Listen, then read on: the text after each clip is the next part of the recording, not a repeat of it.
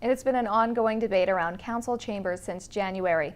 Initially, a tool to deal with problem landlords was viewed as ideal, but the issue came with months of debate and presentations, and as of yesterday, that tool has been put back in the toolbox.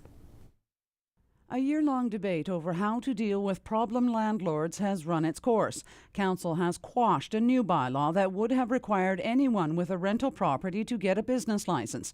For Mayor Sherry Green, it would have been a tool for local government to deal with problem properties, as evidenced by the city pulling the business license for the Homeland Inn. So we've got fire bylaws, we've got BC building codes, and those things, there can be enforcements in place to bring people up to compliance. And at the end of the day, when you've got a landlord that's not willing to work with you, what is left? What other option do you have? And when you can pull their business license, they are no longer allowed to rent that accommodation.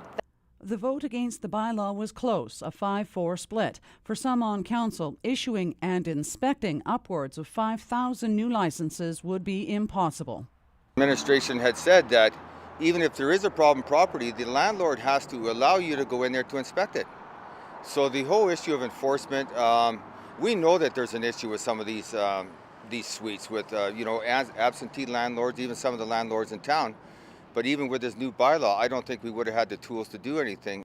Initially, the idea was unanimously accepted by council, but there were some concerns over the fees. Since then, a graduated fee structure was put forward. The fee to license a single-family dwelling, for example, would have been $25 a year. But Councillor Brian Skaken still feels it is a money grab. I've been on council long enough to know that if you put a bylaw in, go through all that work, and you set a fee structure, it doesn't take a lot for a councillor or administration to recommend that we increase those fees. And it's an easy thing to do. 3 different hearings, including a public hearing, and you raise the rates.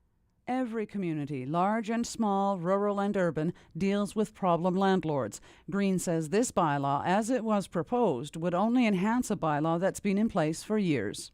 This is not a unique idea. This exists in many municipalities, and it exists in this one. If you own 3 properties, you've got to have the business license. So we're changing it down to 1. If you're renting a property, you're running a business. And you might think it's your retirement plan, and you might think, oh, it's just an investment to help me out a little as a supplemental income.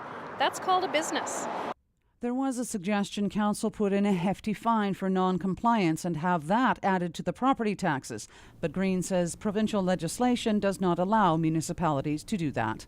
Cheryl Jan, CKPG News. Final reading on repealing the bylaw will take place at the July 7th council meeting.